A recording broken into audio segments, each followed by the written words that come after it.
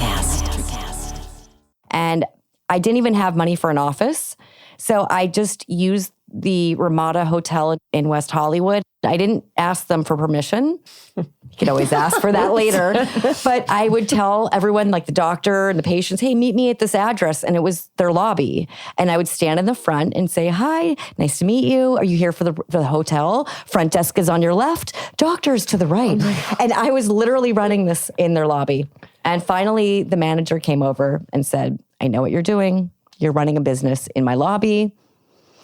I would normally throw you out, but we make so much money in the hours that you're here in valet parking and at the bar. So we'd like to offer you the conference room. Welcome to Unapologetically Fab, where we take you on a journey of discovery as we collectively explore how to stay fab. and live this life by our own design without apologies. I'm Stefany Baclaan. And I'm Eden Alpert. I feel giggly today on this show. I'm very giggly. You want to know why? Why? Because I get to get out of town. Where are you going? We're going to Iceland and London to see my dad perform at Ronnie Scott's. And I'm just kind of stoked to get out of here and turn off for a couple weeks. It's been a rough year so far, but it's getting better. Well, remember that episode when I talked about Uber stealing my wallet? I still don't have a driver's license. So Amy printed me out a driver's license on an 8x10. My whole driver's license is an 8.5x10. So do I have an ID for you? I bet you do. Is it helping to get you into clubs, though, is the question. I pull out this 8x10 paper and I'm like, I swear this is me. So I'm still suffering from that theft. I think you're having Uber PTSD from your phone theft. I can't even get an Uber because I can't even. I think you might need to smoke a joint to calm down on it. Oh, speaking of joint. Oh, this is a good topic for today anyway. By the way, today's topic, we're going to talk about the discovery of reinventing, acknowledging and changing parts of yourself that no longer serve you, and how we all navigate through it. Reinventing. Actually, that has been the key word of my life right now when I turned 25 recently. Forever 25. And changing careers, changing men. I love it. Yeah, my son's gone. So this is the year. This has been my reinventing year. So I've done everything completely different, the same, but completely different. I love that. When we talk about what we're going to talk about today, like hearing your reinvention along with hers is going to be exciting. Good. Let me introduce one of the few women in business dominated by men. We speak with Dina Browner today, a.k.a. Dr. Dina, a.k.a. My Twinkie, who shares stories from her career in the cannabis industry, beyond the obstacles she overcame, the ways in which she reinvented herself repeatedly. This powerful advocate for mainstreaming medical marijuana and beloved by hundreds of Hollywood celebs and dignitaries for over decades, my Twinkie, Dina Browner. Woo, woo. Dr. Wow. Dina. Dina Browner. I'm like, I have never been introduced as Dina Browner. Isn't that funny? It's Because it's the underground world of cannabis. You know, you kind of had to have a name. You know, you didn't give people your last name, right? But then Snoop gave me a nickname, Dr. Dina, and I don't think you could really avoid that one. Yeah, why did You embrace it, you go with it. Why did Snoop give you the name Dr. Dina? You don't know the story. I mean, do. come on. But the listeners Our don't, listeners of need to course. know. Okay, first of all, this chick is the gangster originated, like, Weeds was written about her. We're just going to say that. So this is the real Nancy Botwin. So we're about to get in. We're getting in. So, We're getting in. You know, I started in this journey how many decades ago? And I decided that I really wanted to help people. I knew that cannabis really helped people that were sick. And we had passed this law in California in 1996 that allowed medical cannabis, but there were no rules. Like, how are they supposed to get it? They have to be able to get it somewhere. And so I had met with a doctor only because a friend of mine had been diagnosed with stage 4 cancer unexpectedly.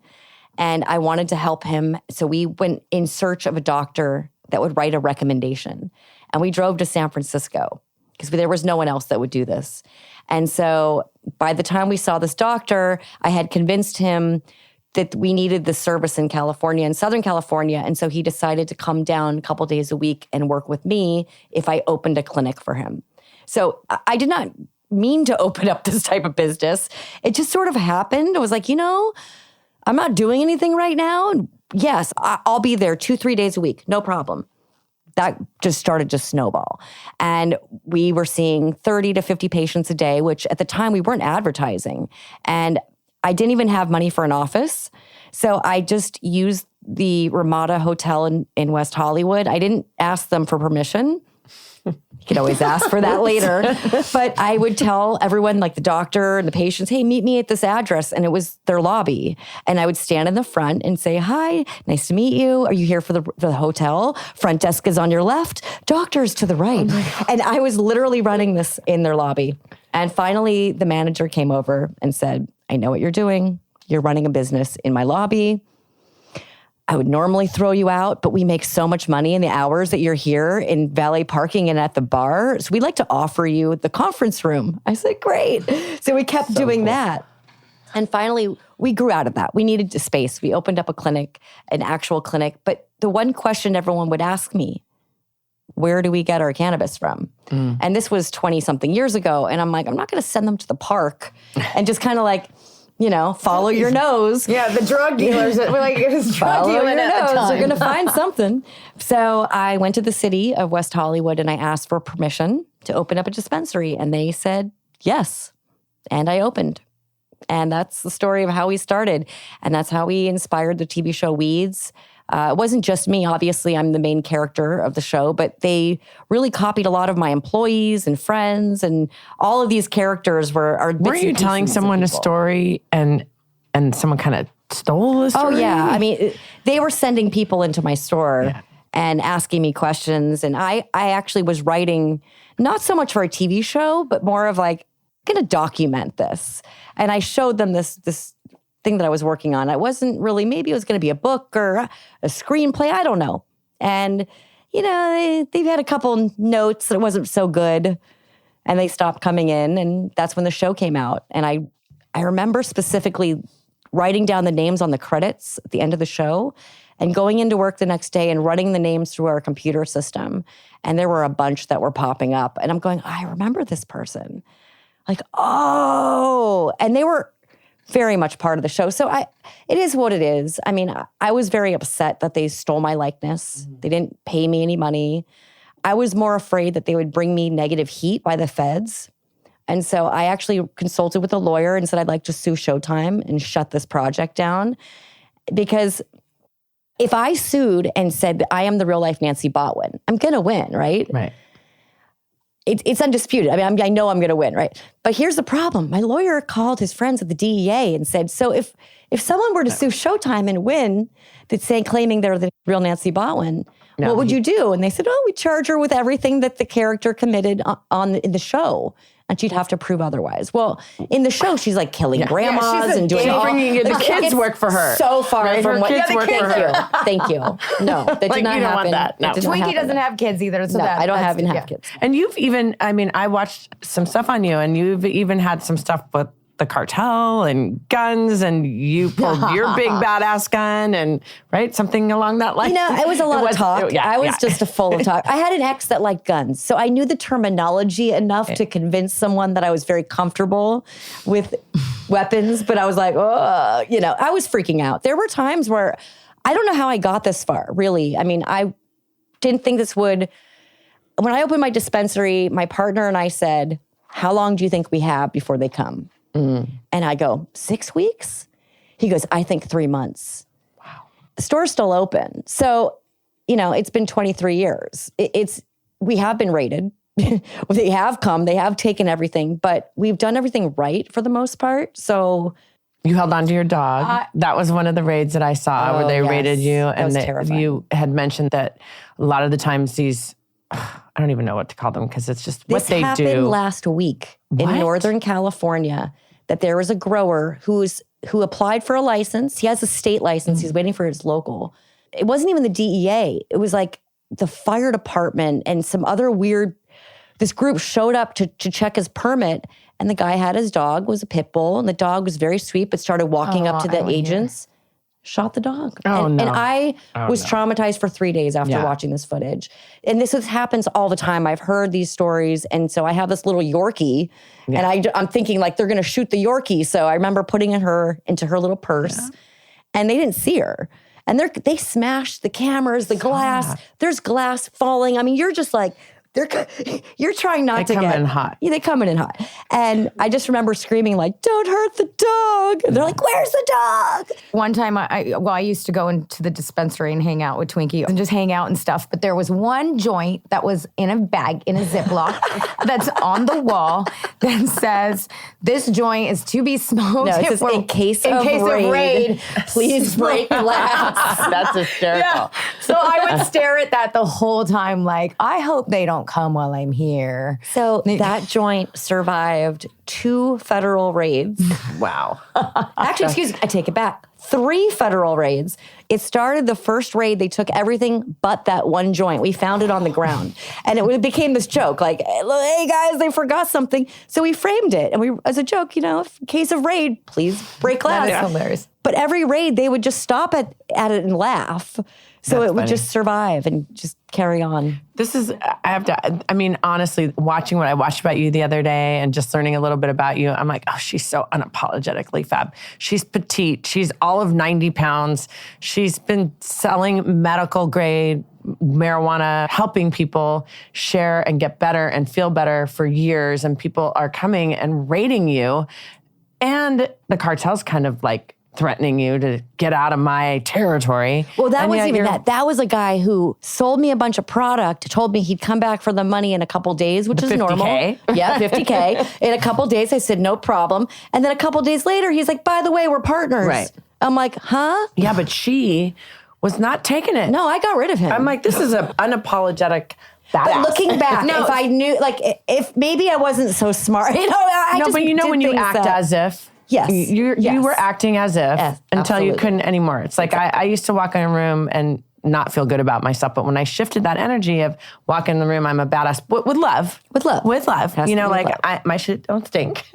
But I love everybody else in here too. And it wasn't always realistic. But and like I look at you, I'm like, no, she's not. The first text I got from her when I sent her all your stuff was, gangsta. And I just it's said, her. and I just started laughing and I was like, yep, that's my Twinkie. That's so That's my funny. Twinkie. Yeah. Like I love that she's my Well, Twinkie. what's really funny is I grew up in the Valley, very good girl. I was not interested in like drinking or doing drugs. And I went to this school. My best friend growing up, who I'm still best friends with today, his former stepfather, is David Kenner, who was a criminal attorney and started Death Row Records out of his house. And so growing up, this was going on in their house. And so I got to meet all the people that they work with before they were famous. I mean, Dr. Dre was just Dre and, but they were cool and we liked hanging out with them and Suge. And it was just like, you knew if you go to Tyler's house, you're going to hang out with these people. Well, there was sort of this unwritten rule of don't smoke with the kids. Not that anyone would really say anything or stop anyone, but we thought, at least the kids thought, that we would get in trouble. And so we remember Snoop saying like, hey, where can we smoke? And we're like behind the tennis courts. And we went out behind the tennis courts. And I don't even know why I went with them, but it was a group of guys. And I want to say DOC was there and, my gosh. and Snoop. And I'm trying to remember, I don't even remember. Like, my brain says Eazy-E, but I know it wasn't Easy because I did smoke with him back in the day. We used to hang out. But I remember he pulled out this joint and I was like, oh shit. And he lit it and he was like, here. Because I guess they looked at me and said, she's going to snitch. Like, she's going to tell Tyler's mom that we're smoking weed out here. And I probably would have. I don't know, because she was cool. But Snoop's like, okay, all right. Come over here. Let's put her in the mix. And he forced me to smoke this joint. And then he told me if he gets in trouble, I'm getting in trouble because I partake with him. So at that point, that was the first time I ever smoked cannabis. I think so that's funny. That's what's similar with you and I when we also became friends is because we met, I was running B-Real TV at the time. And I've known B-Real from Cypress Hill since 1990, 91 maybe. And we were But really... pause a second. I've been in the cannabis industry so long. There were no female bosses. There were no, it's like you're a bud tender or you're like the cute girl that dresses in like pasties and panties at the booth. But there was no one that I could be friends with. There was no one on my level. So I go to do this interview at Be Real Studio and there's Stefany. And she's so cute. She's like this little Tinkerbell. And somehow we just started vibing and she goes, "When's your birthday?" Oh, that's such a... And I said, February 20th. And she says, "But wait, that's my birthday." And we went, "Oh my God, we're Twinkies." Like, that's it. And we've been Twinkies ever since. Yeah, well, there's another reason why. Well, both of our boyfriends at the time had the same name. Because she said David, and I was like, "What's super weird? Wait, what are you saying right now?" I was like, we only kept one of the Davids. I married one, we ditched the other. But you know what? There's still a David in your future. Maybe. Oh, you. Wait. It's never too late. If your name is David. Wait. Get this. David Weiner. David Weiner. Yeah. Thai show. Yeah, I know. And her husband is David Weiner. David Weiner. Wiener. Weiner. How weird is that? That's just weird.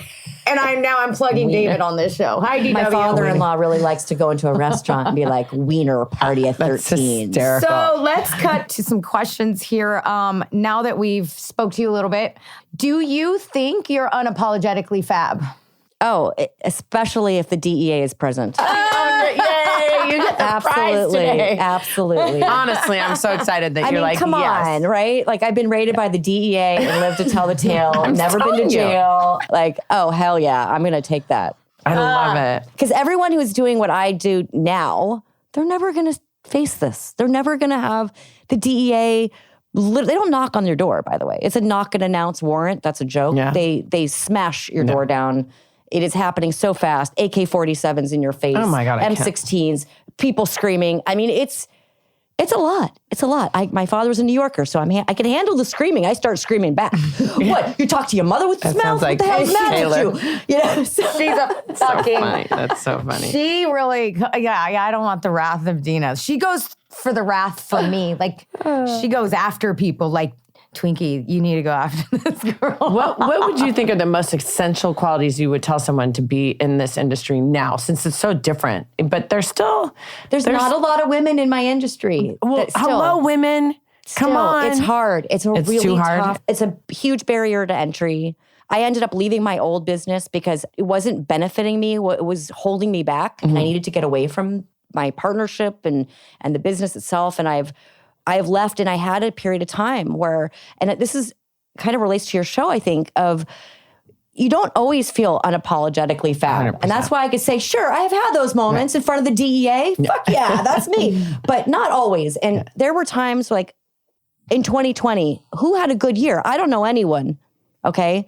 I lost my father in 2020. So sorry. I lost I left my business. I literally could not handle life in 2020.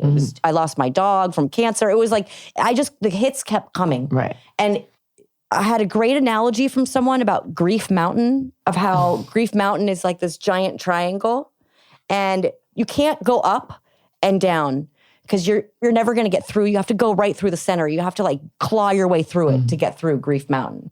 And at some point, the mountains are just spaced a little too close. You don't have a breather in between one mountain to the next. And that's kind of how I felt for a long time. And I finally feel like I've dug my way out of that last mountain. And I still get hit with more mountains. Maybe they're just smaller and I'm able to get through it. But, I still feel the effects of that first mountain of my dad. That's even today I had a moment where I burst into tears talking to my mom. I'm like, "Whoa, I need Dad. I have all this business plan. He's my guy." It's like when you have that moment, the one time you feel like you do need to call someone, that's the hardest. It's been almost 3 years. I've been okay up until this is the moment I need to call him. Yeah. And so we're going to get through that. We're going to keep fighting, keep digging through Grief Mountain. But, it's harder adulting than I ever thought, and you can't give up. It's hard. I mean, this is our topic of the show, of reinventing. So in which ways have you reinvented yourself, and did you think you could keep going?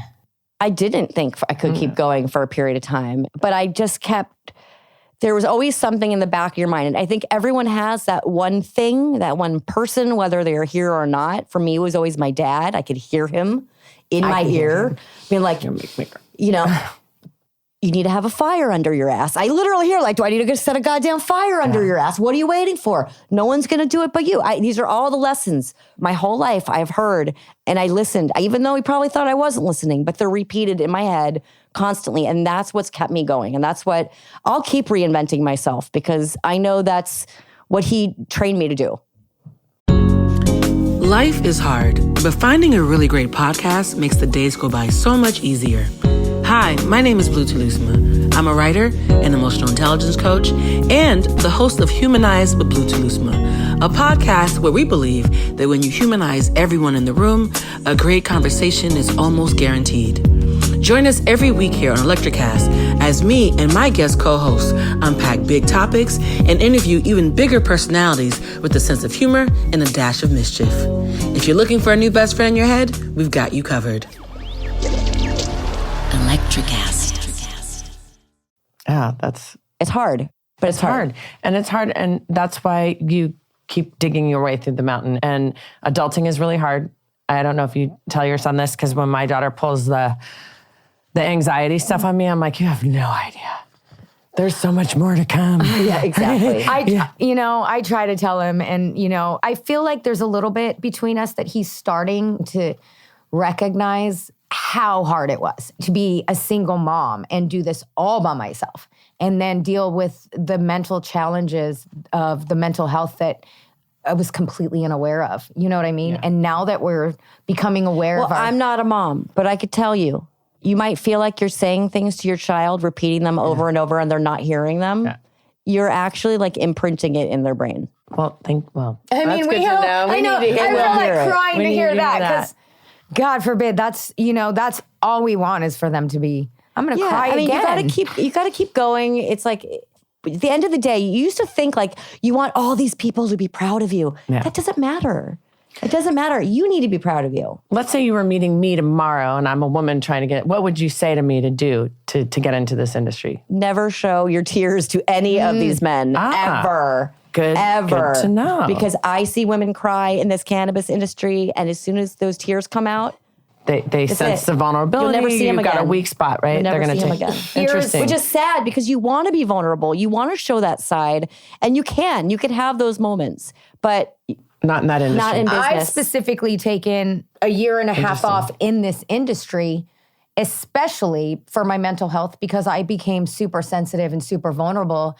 And I was like, there's no way I can go on set and break, because Dina could say one thing, anybody could say one thing to me and I was broken, right? And I was like, there's just no way that I could. You also have a really good way of hiding behind your smile. That's so true. It's like they always say that's $1 billion smile right there that everyone loves. It's true. The person that's often looks the happiest is sometimes the saddest. You know that the most, probably. What's too bad is we should be able to be vulnerable and show our shit and also be badass, tough women. Agreed. I have that side that I've gotten harder over the years where I won't cry in front of a bunch of people. When I lose it, it's usually in private and I'll call a girlfriend. And it should be this. Yeah. Because that's what makes us feel safe. You can join our group FaceTime. Yeah. I was trying to take Stefany somewhere and we were trying to leave. I was starving.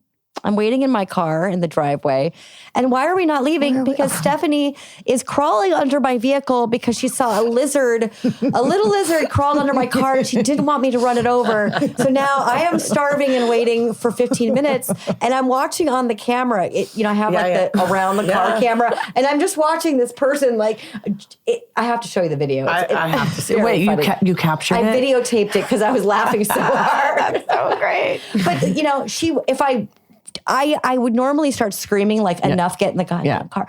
But did you save the lizard? Yes. And if I ran over this lizard, she would be crying through all dinner. So I just tried to prevent No, this. I did. I was like, shoe and rocks, and I chased it. I completely chased it to the lawn. I actually and she have was video sitting there. I didn't know that she was watching all of this at all. Crazy. Crazy. Yeah, so that's sensitive, Stefany. I want to know what gratitude means to you. Oh gosh, look around in the world and see everything that you have that other people don't. I mean, just to have a family, to have a home, to have power, to have hot water. I mean, these are all things that I am so grateful for. To have wonderful parents, to have been blessed with, someone who taught me to check myself. Because I have a lot of friends who I I am the person who checks them. And I think like, what, they didn't have a dad to yell at them the way my dad yelled at me all the time? I don't know, but I could share it. I could send some your way too. But it's like, I'm so grateful to have, you know, a relationship with my mom and a relationship with my nephew and an amazing husband who is my number one supporter. That's so cool. The joke is my friends at Warner Brothers, when I worked on the show Disjointed, they called David, he's going to find out if he listens to this, they called him my stalker. In the most loving way possible. They'd be like, so where's the stalker? Oh, he'll be here in 10 minutes. Don't worry, stalker's coming. Because stalker's always taking pictures and video. He's your biggest fan. He's my biggest fan. I mean, so yes, he is wonderful. He's also my karaoke partner. He is her number one karaoke I'm coming to that. number one karaoke partner. How long have you been married? I've been married since 2015, but together since 2007. Okay, so here's a question we haven't talked about. You know, unapologetically fab as a woman and married can be a challenge sometimes because, you know, it just can be. My husband embraces it. I mean, he loves that I'm a badass. You have to find a man who's comfortable with your That's role. not intimidated. Is that what we're saying? It's Like, hard kind to of, find that. Yeah, a lot of men, you know, want to keep you in your role. I guess that's part of my whole reason for wanting to do this podcast was I wanted all my girlfriends that were going through divorces, you know, to own their shit, to not just crawl under a man. And yes, having babies is at work. I had a child. It's a job, but to also know your finances, have your own thing, and don't lose yourself in that process, which happens so much. And clearly you guys are a partnership. I was just in Maui with him, and we were in the hot tub, and he met this lady, and she goes, what do you do for a living? Now, my husband's an entertainment attorney. Mm-hmm. He is the head of a HarperCollins in New York and does production. And I mean, it's just, he is such an interesting guy. He's written 3 books, and he's fascinating, right? He's like the world's most interesting guy. He can keep you, you will love him. He's a package, right? Yeah.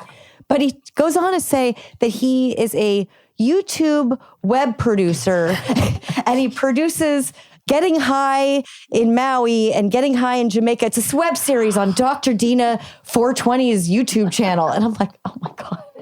So he's so sweet. That's just so cute. So he's adorable. That. And he does make the videos, and he is very proud of them. I love that. That's not his day job. Not at all. No, but he makes it about you. That's what I love about that. Yeah. So find a guy that does that. Yeah. Exactly. No, he does. His eyes twinkle though. Like I was in their wedding. Yes, you were. And he just adores her though. That is for sure. He just loves everything you do and just googly-eyed over you though, for sure. That's what I love. I got lucky. I found him online.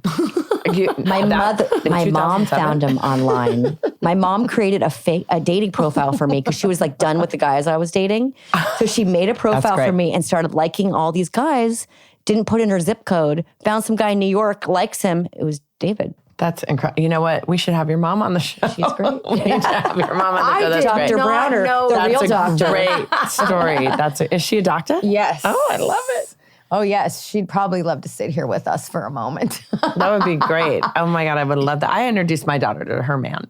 I think it's good when a mama does that because I happen to know him before. But I'm waiting for Twinkie to set me up with someone. She said she's so actually picky. trying to create a show. I'm the one that breaks up all the boyfriends. I'm like, every guy she's with knows like, oh, shit, if Dina shows up, it's over. Like, get out and run. Grab your bag and run. Yeah, Dina don't like them and they know it. And because I'll tell them. Like, your days are numbered. I'm watching you. Like, seriously. I love a friend like that. I am that person. That's another reason to be unapologetically just being a fabulous friend. You need those friends, though, that really like stick by you, even though sometimes we get fed up. People were fed up with me at one point. I had to fix myself. It became a choice that I had to make those changes. Well, I'm going to ask you another question. What is your takeaway from this experience with us today? Oh, well, I love spending time with my Twinkie. And now I feel like I have a whole nother Twinkie. So I'm so excited. I'm the big Twinkie. But no. She really is such a special person, Stefany. And ever since we met, I mean, you meet someone like her and you know from the first moment. 100%. You're always going to be friends with her. Mm-hmm. And no matter how much time goes by, you pick up right where you left off. Not that we ever let time go by, but she's like a sister. Wait. That's not a good sign. Oh my gosh. I guess on that note, maybe I'm sorry.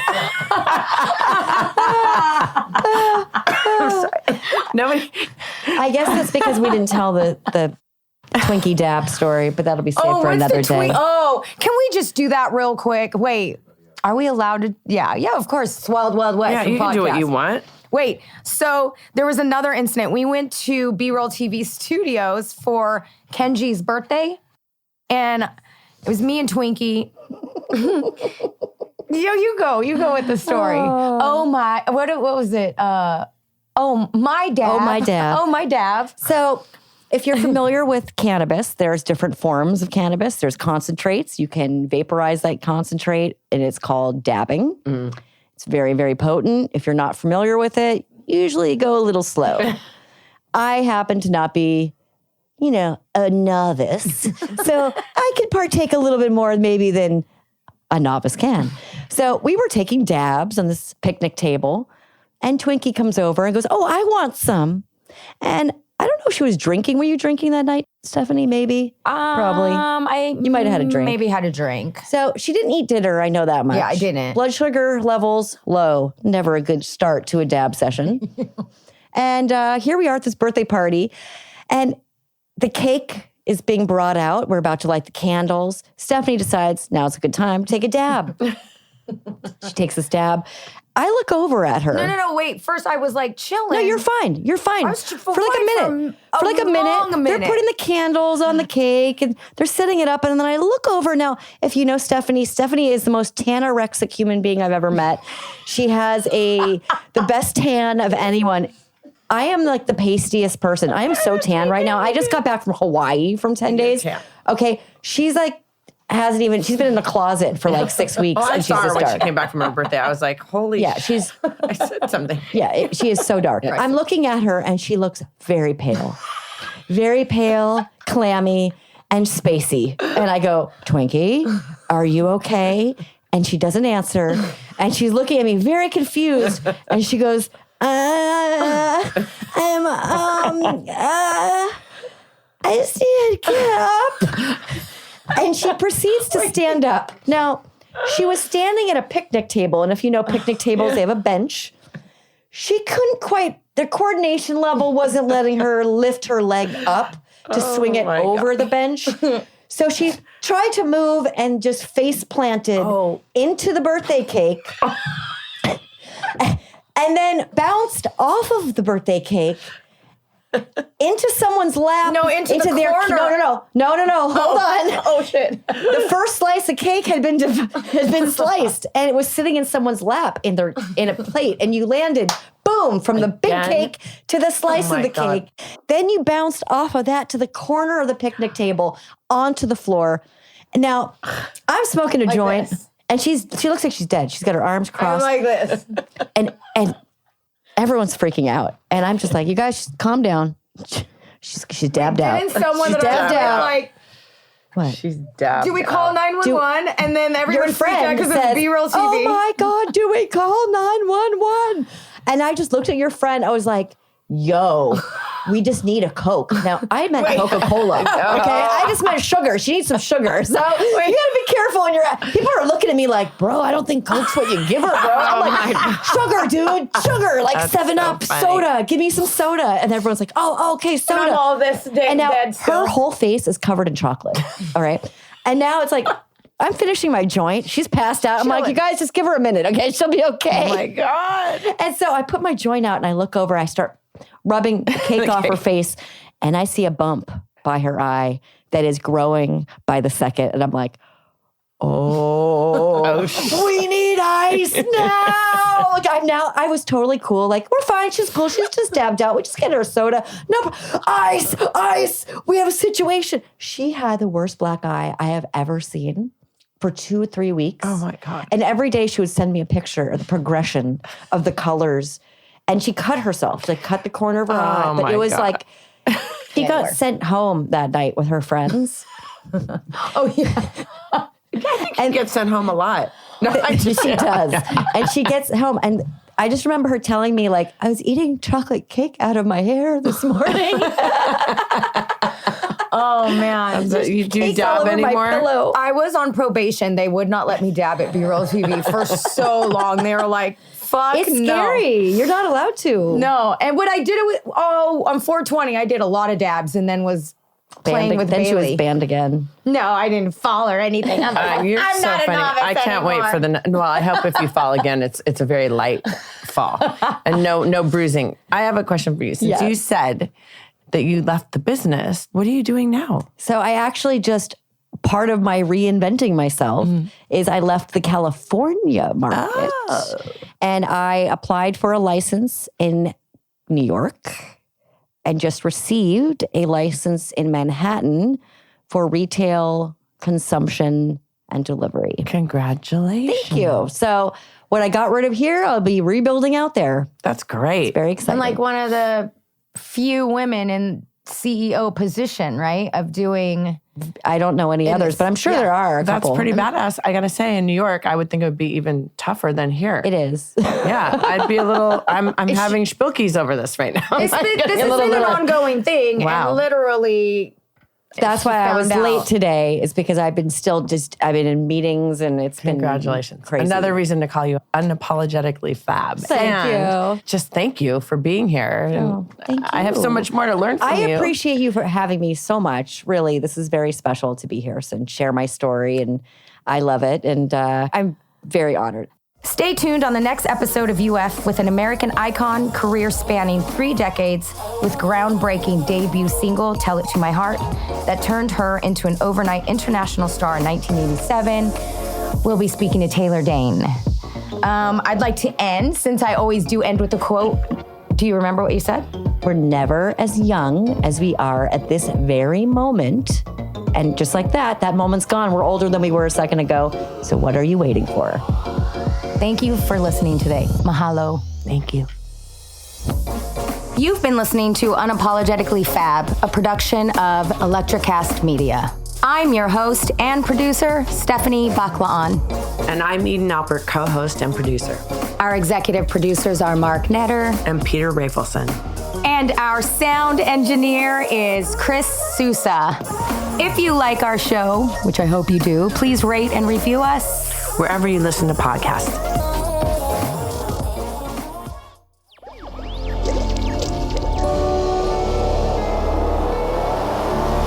ElectraCast.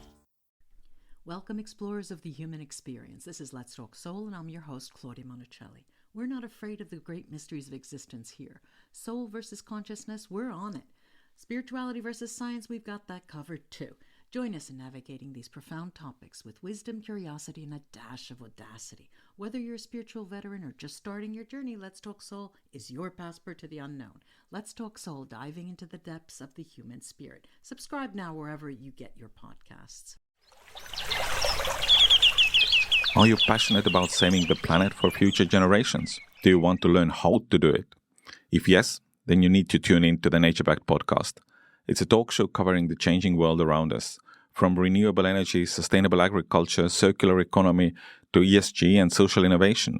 Don't miss this opportunity to discover how you can join the movement and make a difference. Subscribe to the Nature Backed podcast today on your favorite platform and get ready to be amazed.